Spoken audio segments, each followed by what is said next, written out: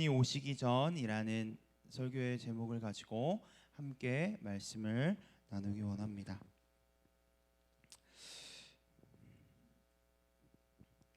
우리 사랑하는 고등부 여러분, 혹시 여러분들은 각자마다 본인만의 혹시 별명을 여러분 가지고 계신가요? 별명이란 자신의 이름 외에 그 사람의 생김새, 행동, 성질 등의 특징을 따라 지어 부르는 이름을 뜻하는 말입니다. 그렇기 때문에 이 별명은 부르는 사람이나 불리는 사람 모두에게 친근감 혹은 짓궂은 감정을 환기시키는 기능을 가지고 있기도 합니다. 저도 별명이 여러 가지가 있습니다. 아마 아시는 분들은 아시겠지만 만화 캐릭터를 닮은 외모 때문에 버즈라이트나 땡구 같은 캐릭터의 이름의 별명을 가지고 있습니다. 이런 별명은 앞서 말한 친근감의 기능을 가지고 있기도 하고 모르는 이들에게 자연스럽게 다가갈 수 있는 통로가 되기도 합니다. 왜일까요? 그것은 바로 별명을 통해 별명의 그 대상을, 그 특징을 쉽게 유추할 수 있기 때문입니다. 그렇다면 대표적으로 이 별명을 통해서 쉽게 알 수 있는 인물은 어떤 인물이 있을까요? 이제 어떤 인물이 있을까? 혹시 어떤 인물이 있을까? 오늘 질문을 굉장히 많이 할 거예요. 특정 사람한테. 어떤 인물이 있을까요? 저는 딱 두 사람만 한번 언급해 보려고 합니다. 첫 번째는 여러분 나폴레옹 다들 들어보셨죠? 나폴레옹. 프랑스 근대사의 불세출의 영웅이라고 불리우는 나폴레옹은 그는 26세 앞에 서 있는 저보다도 어린 나이에 장군으로 승진했습니다. 이탈리아, 이집트, 러시아 등 여러 나라를 격파했고 유럽을 지배했던 천부적인 군사적 재능의 소유자였습니다.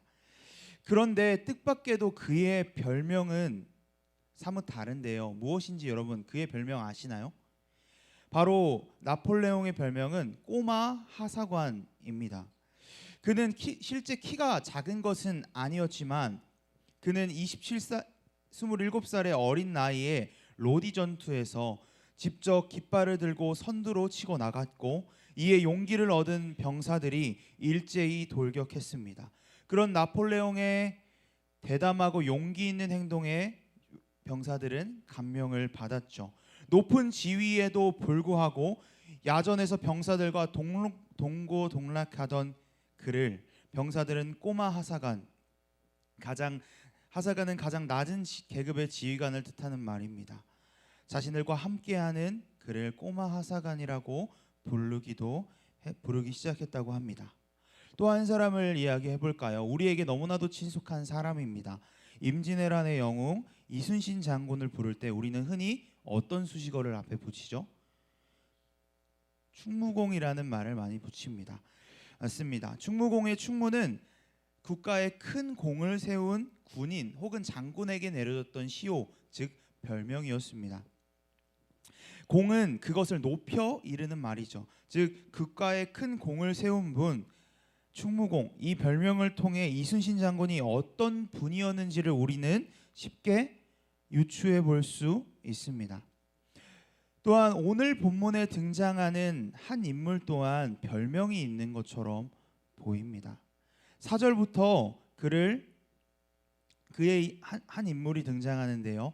그 이름은 요한입니다. 그런데 4절에 요한을 어떻게 부르고 있습니까? 세례 요한이라고 부르고 있습니다. 사랑하는 고등부 여러분, 왜 요한을 세례 요한이라고 부르고 있을까요? 앞서 두 인물처럼 나폴레옹과 이순신처럼 혹시 조금 유추해 볼 수 있으시겠습니까? 아마 어느 정도 생각은 드실 겁니다. 우리가 잘 아는 그 세례와 관련이 있다는 것을요. 맞습니다. 요한은 세례로 일컬어진 의식을 행한 인물이었습니다. 그리고 요한이라는 그 인물과 그가 행한 사역이 세례를 주는 행위에서 특성화되어 있다고 유대인들이 생각했음을 알 수 있습니다. 하지만 오늘 우리에게 중요한 것은 그의 별명이 세례 요한이라는 사실에서 그치는 것이 아니라 왜 그가 세례를 베풀었을까 하는 것에 있습니다. 그의 별명에 뒤이어 그의 세례의 성격이 잘 드러나 있습니다. 4절에 그가 주었던 세례, 그 세례는 무엇이라고 이야기합니까? 바로 회개의 세례라고 이야기하고 있습니다. 좀 더 우리 생각을 확장해 볼까요? 먼저 소유격 세례를 수식하고 있는 이 회개라는 단어에 대해서 우리가 생각해 보기 원합니다. 여러분, 회개는 무엇입니까? 아마 잘 알고 있는 친구들도 있을 거고 조금 헷갈리는 친구들도 있을 듯합니다. 이 회개는, 구약에서의 회개는 통상 하나님께 돌아가는 행위를 뜻하는 말이었습니다. 이런 의미에서 회개의 세례를 바꾸어 보면 하나님께 돌아가기 위한 세례라고 볼 수 있죠. 그렇다면 돌아가다라고 하는 이 표현은 무엇을, 어떤 상태를 변화시키는 것입니까? 바로 방향을 변환시키는 단어입니다. 회개의 세례 그 목적에는 바로 이것에 있었습니다. 죄 용서를 받도록 사람들을 다른 어떤 것이 아닌 오직 하나님께로 돌아가고자 하는 세례를 받으라고 세례 요한은 이야기합니다. 그는 이를 위해 그의 별명이 세례 요한이 되기까지 계속해서 세례를 베풀었습니다. 그렇다면 다시 한번 그가 세례를 지는 이유를 우리 정리해보고 넘어가고자 합니다. 요한은 많은 이들에게 세례를 주었습니다. 하지만 사람들의 죄를 용서하기 위해서 세례를 주었던 것은 아닙니다. 이것을 여러분 꼭 잊지 말아야 합니다. 죄 용서는요, 오직 하나님의 전적인 능력이십니다.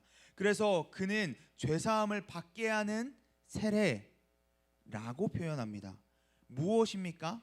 받게 하다, 누군가로부터 받는다는 것이죠. 죄 용서의 결정은 하나님의 손에 온전히 맡겨둔 채 죄로부터 내 자신을 돌이켜 하나님을 향해 살아가게 하고자 하는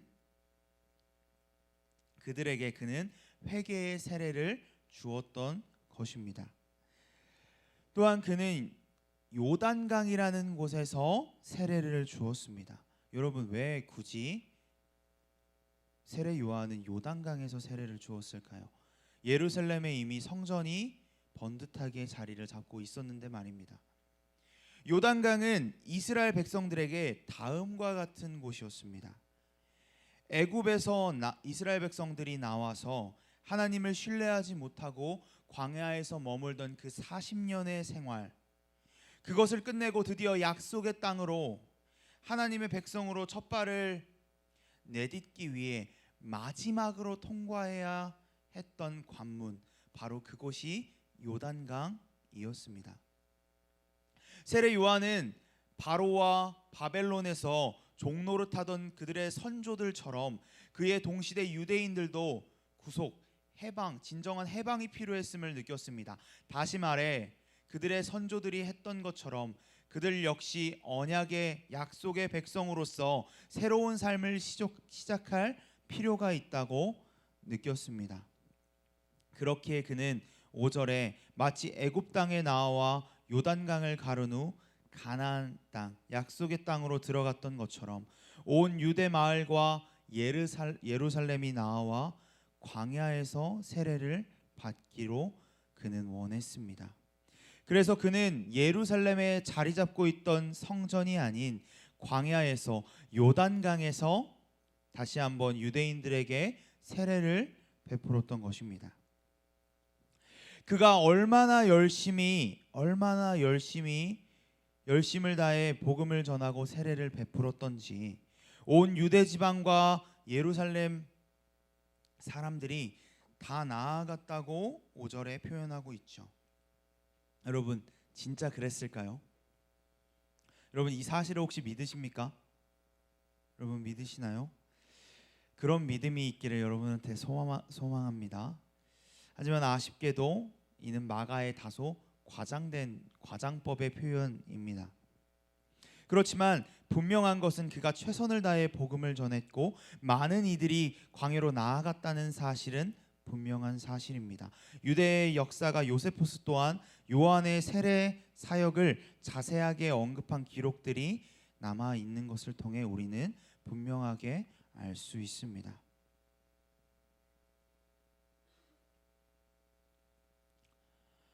또한 하나님께서 요한을 통해 세례 요한을 통해 행하신 일들이 있었음을 우리는 6절을 통해 알 수 있습니다.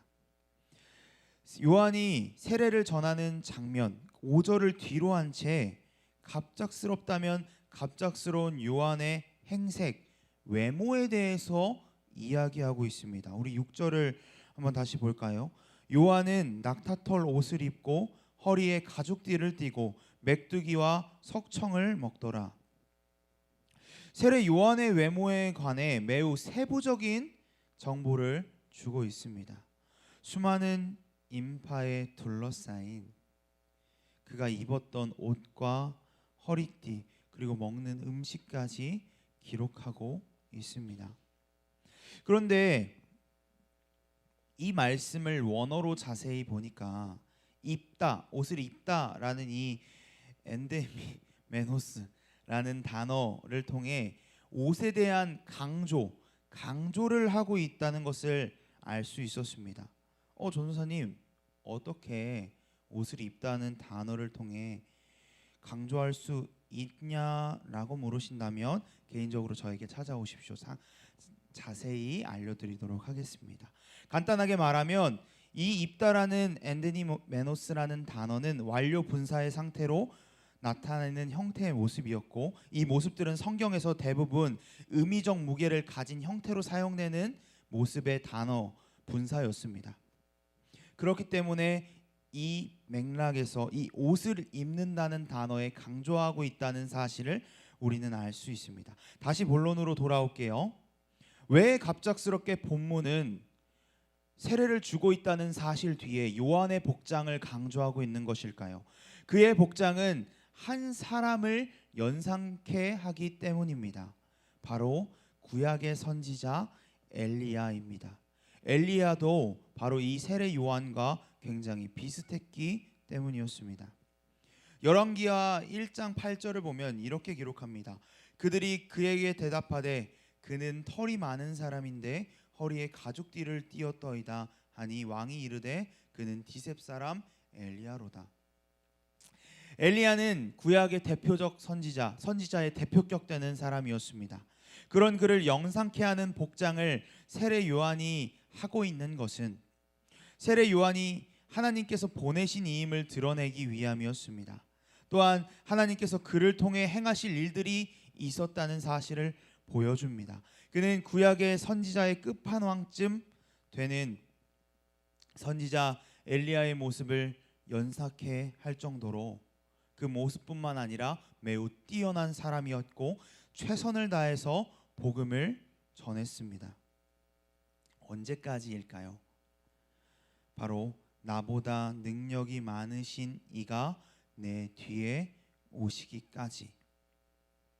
그가 누군지는 이야기하지 않고 있지만 이어서 그는 말합니다. 몸을 굽혀 그의 신발끈을 풀 자격도 없다고 말하고 있습니다.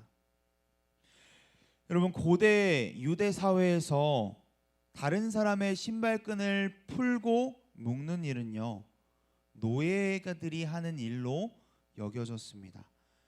그런데 세례 요한은 어떻게 표현하고 있습니까? 나에게는 그런 자격조차 없습니다 라고 말하죠. 자신을 메시아의 종보다 더 낮은 수준으로 놓았습니다. 그는 매우 겸손하게 뒤에 오시는 분의 길을 닦는 자였습니다. 에스겔 36장 25절에서 26절을 보면 다음과 같이 기록합니다. 25절 맑은 물을 너희에게 뿌려서 너희로 정결하게 하되 곧 너희 모든 더러운 것에서와 모든 우상 숭배에서 너희를 정결하게 할 것이며 무엇입니까? 세례 요한이 먼저 행했던 일입니다. 그럼 그 뒤에 26절 볼까요? 또 새 영을 너희 속에 두고 새 마음을 너희에게 주되 너희 육신에서 굳은 마음을 제거하고 부드러운 마음을 줄 것이며. 그리고 오실 그분은 자신처럼 단순히 물로 세례를 베푸시는 것이 아니라 성령으로 세례를 베푸시는 분이라고 이야기합니다. 여러분, 그분은 누구입니까? 우리가 너무나 잘 아는 분이시죠. 바로 예수 그리스도이십니다. 사랑하는 고등부 여러분, 오늘 설교의 제목이 무엇이었습니까? 바로 그분이 오시기 전이었습니다. 여러분, 여기서 그분은 누구일까요? 바로 예수님, 예수 그리스도이십니다. 우리는 지난주에 선지자 이사야의 글에서 선포되었던 대로 복음의 시작, 복음의 기초를 앞선 말씀을 통해 들었습니다. 그런데 요한이 복음을 전하고 세례를 주던 이때가 선지자 이사야가 그 예언을 하고 난 뒤 얼마나 시간이 지났던 때인지 여러분 아시나요? 무려 700년 이상이 지났던 때였습니다. 하지만 그는 그 예언을 가슴에 품고 광야 요단강에 나타났습니다. 그리고 그곳에서 주님이 오실 길을 준비합니다. 유대인이 종로로 타게 만든 죄, 그 죄를 회개하도록 세례를 베풀었습니다. 여러분, 그렇다면 우리는 과연 어떨까요? 우리는 어떻습니까? 어떻게 보면 우리는 세례 요한보다 조금 힘든 상황일지 모르겠습니다. 700년도 길지만 우리는 예수님이 다시 오시기로 하신 지 이사야의 예언보다 조금 더 많은 시간이 흘렀기 때문입니다.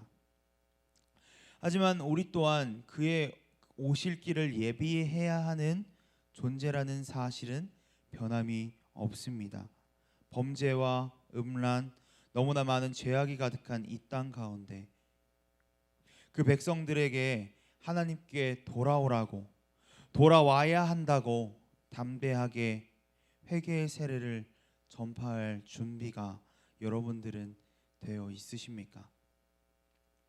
여러분들은 복음을 전하고 계십니까? 여러분들은 세례 요한처럼 광야로 가시겠습니까?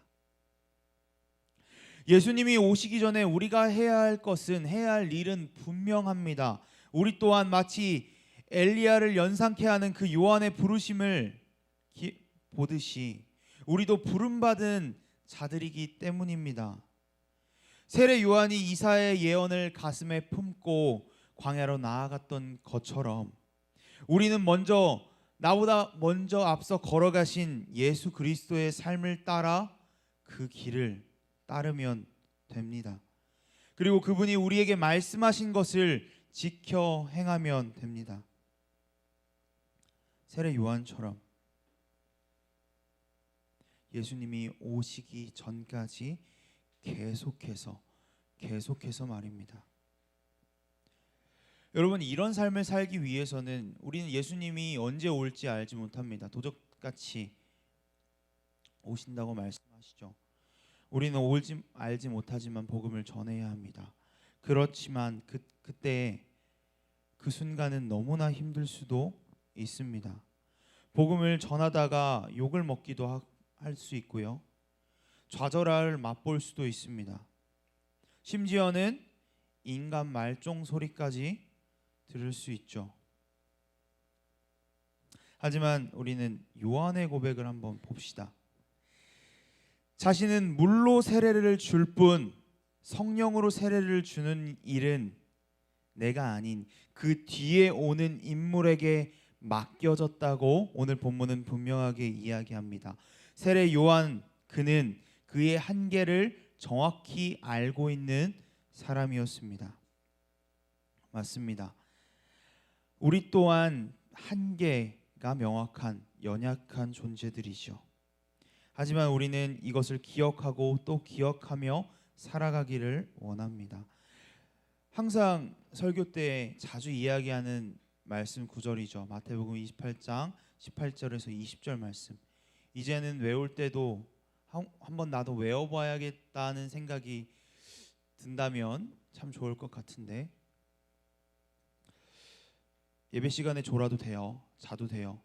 딴짓 옆 사람이랑 딴짓하지 말고 방해하지 말고 그랬으면 좋겠습니다. 이 시간은 하나님께 온전히 예배드리는 시간입니다. 나의 생각과 나의 마음 모든 것을 주님께 집중했으면 좋겠습니다. 마태복음 28장 18절에서 20절 말씀. 예수께 나와 말씀하여 이르시되 하늘과 땅의 모든 권세를 내게 주셨으니 그러므로 너희는 가서 모든 민족을 제자로 삼아 아버지와 아들과 성령의 이름으로 세례를 베풀고 내가 너희에게 분부한 모든 것을 가르쳐 지키게 하라. 내가 세상 끝날까지 너희와 항상 함께 있으리라 하시니라. 우리가 주님의 말씀대로 살 때 나보다 더 강한 분, 나보다 능력이 많으신 이께서 함께 하실 것이고 놀라운 일을 이루실 것입니다. 예수 그리스도의 좋은 소식은 오늘날도 여전히 계속됩니다. 그리고 그분의 사랑은 항상 동일하십니다. 우리의 삶과 사역이 우리 자신을 높이는 일이나 우리의 자만이 아니라 예수님께 우리는 초점을 맞추기 원합니다. 예수님의 뜻을 이행하고 그분의 목적을 따르는 것을 우리 삶의 사명으로 삼는, 마치 세례 요한같이 겸손히 주의 길을 예비하는 주님의 귀한 종들이 다 되기를 간절히 소원합니다. 9절, 여러분 성경을 보면 동그라미 말씀 앞에 동그라미가 이제 돼 있는 것을 볼 수 있습니다. 이건 뭐냐면 말씀의 단락을 구분하는 표시입니다. 그런데 전도사님은 오늘 본문에 8절이 아닌 9절까지를 본문으로 잡았습니다. 세례 요한은 그 광야에서 예수님이 오시기 전까지 계속해서 복음을 전했습니다. 그리고 나보다 능력 많으신 이가 내 뒤에 오실 것이다 이야기하죠. 그분은 무엇입니까? 9절에서 바로 당당하게 이야기하고 있습니다. 그분이 예수 그리스도시라고. 예수님께서 십자가에 달려 돌아가시고 3일 만에 부활하셔 하늘로 승천하셨습니다. 그리고 그분께서 다시 오실 거라시라 말씀하셨습니다. 우리가 그때가 언젠진 모르지만 우리 또한 그분이 오시기 전까지 우리에게 맡겨진 사명, 그것을 잘 감당하는, 그것을 이루기 위해 항상 힘쓰는, 예수님이 오시기 전까지 제자의 삶을 다하는 여러분들이 되기를 간절히 소망합니다.